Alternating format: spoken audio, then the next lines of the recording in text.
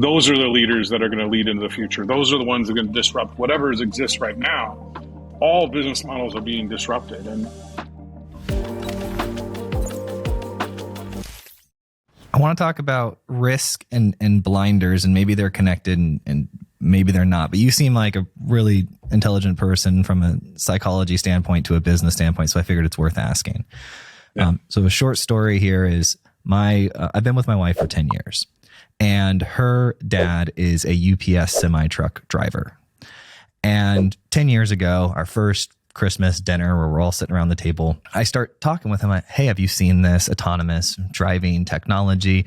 He explained to me all the reasons why it would never be possible for a semi-truck to be driven by a computer and the art of it and, the craft of it and all the little things you have to know. And I tried to explain, well, yeah, computers can sort of keep a lot more in memory when they're decision making than humans can. And so then a year or two goes by, the technology gets incrementally better. And then we see this documentary come out where they're actually showing videos of these semi-truck drivers driving in obstacle courses. They're showing them two other semi-truck drivers. It was an Amazon documentary, like low budget type movie. And I saw how defensive they all were about how it's not going to be possible. This is just every stage they were denying all the way up to the Christmas, I think 3 years ago, where I actually I told him, I said, hey, I think it was Uber or some of the one big brand made its first semi-truck delivery, like successfully made it. And I showed him that. And he's like, no. I'm like, here's the video of it. Like, it's done. Like, he's like, not possible. What is it about people? Because I see this happening with technologists too. Oh, they see Google or GitHub Copilot. I don't know if you've explored that a lot, but it's a assistive auto completion tool for writing software. Oh, that's just something. And they're constantly dismissive until the point. What is it about humans? What is it about our brain that's wired? Why is this happening on all of these different areas? Why are we putting our blinders up? Our brain is 10,000 years old, and it really hasn't changed with the fact that everything is speeding up. But we're actually able to filter through so much information subconsciously.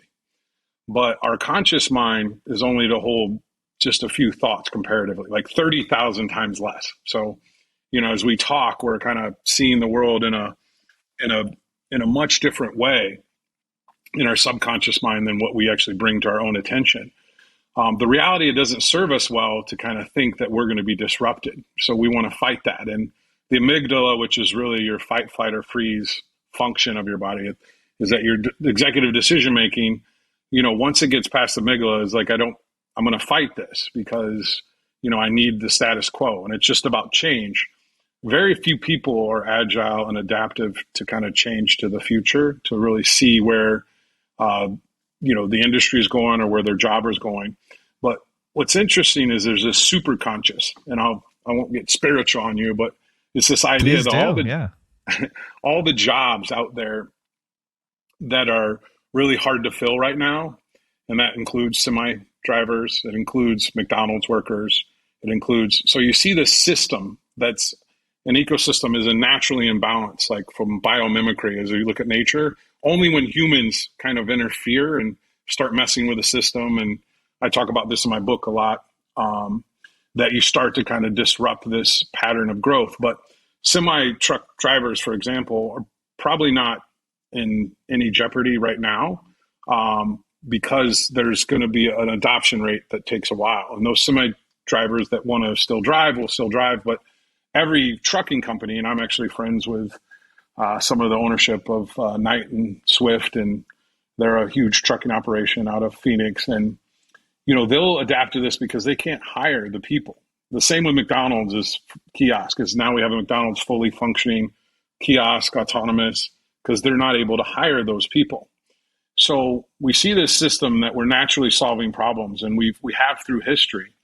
And now that we have all these accelerating technologies, we're able to solve problems faster. Well, problems are coming faster at us. And that's where, like, the idea that we have a supply chain, disruption that we had in 2021 because of COVID and, the global supply chain, technology will eventually, take that out of human hands, and that's where these things are all pushing a greater ecosystem to like, let's solve for these things. So in particular, I think change in people, it's much easier to not change than to change.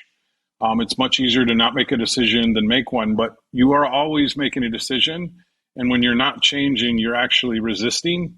And that's a whole part of my course is what you resist, persist, which is a Carl Jung thought. And we resist a lot to actually feel part of our comfort zone because we don't want to step outside of a comfort zone. And I always say it's that you jump into fear, which is false evidence appearing real. And that's really your amygdala that's 10,000 years old that for good reasons, basically is to say, stay the same or be in the same environment.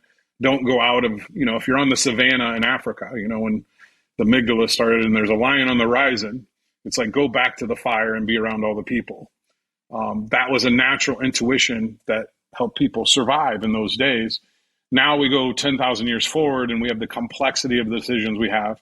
We think we have the sophistication, but we're run by this really, really complex, brain, which is honestly in the universe is the most complicated thing and the thing we don't completely understand more than anything. But it literally rules all of our emotions. And emotions is what creates change. And that emotion is when someone does lose their job, they will change. They will then say, okay, now I see I have to do this.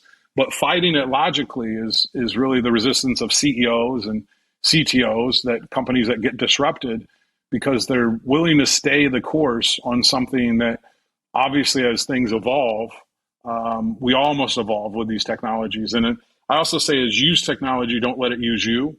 I think it's a big part of learning. Right now, there's a good part of society that technology is using them and we complain about it. Yet there are tools and things to actually leverage that technology instead of it leveraging you. And that's what we're kind of seeing as the world changes. And that's even using ChatGPT as an advantage is embracing the change of the technology and understanding and being one of the people on the side that really takes advantage of those opportunities. Those are the leaders that are going to lead into the future. Those are the ones that are going to disrupt whatever exists right now.